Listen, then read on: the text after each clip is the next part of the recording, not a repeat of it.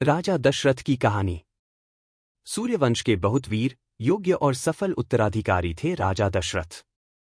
वह राज्य की राजधानी अयोध्या में रहते थे और उन्होंने अपने राज्य और प्रजा को कौशल बनाए रखते थे। उनकी 3 रानियां थीं, कौशल्या, सुमित्रा और कैकेयी। महाराज दशरथ के पास मान सम्मान, गौरव, प्रतिष्ठा सब कुछ था, किसी भी चीज की कमी नहीं थी।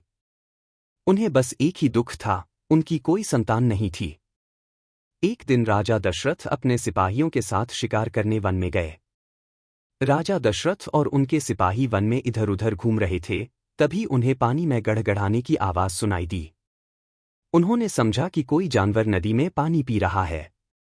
उन्होंने आवाज की दिशा में तीर चला दिया। जब महाराज दशरथ वहां पहुंचे तो उन्होंने देखा कि वहां एक युवक उनके तीर से बुरी तरह घायल पड़ा हुआ है। जब महाराज दशरथ उस युवक के पास पहुंचे और उनसे बात की तो जानी कि वह युवक श्रवण कुमार था, जो अपने अंधे माता पिता की एकलौती संतान था। वह अपने प्यासी माता पिता के लिए पानी लेने आया था। श्रवण कुमार अपने बूढ़े माता पिता को कुंबर में रखकर तीर्थ यात्रा कराने निकला था। जब उसके प्राण निकलने लगे तब भी उसे अपने आशाहे माता पिता की चिंता सता रही थी। उसने दशरथ को पानी से भरा बर्तन देते हुए उसके माता पिता को दे आने का अनुरोध किया।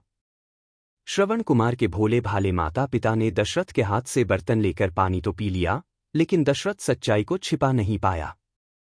महाराज दशरथ ने श्रवण के बूढ़े माता पिता को बताया दिया कि अनजाने में उसने बाण से श्रवण की मृत्यु हो गई है। अपने पुत्र की मृत्यु का समाचार से वह दोनों अचंभित हो गए। उन्होंने दशरथ को पुत्र अशोक का श्राप दे दिया, जिसका अर्थ था कि वह भी पुत्र के योग में ही अपने प्राण त्यागेगा। वर्षों बाद इसी श्राप के कारण राम को वनवास मिला और उसके वियोग में दशरथ ने अपने प्राण त्याग दिए।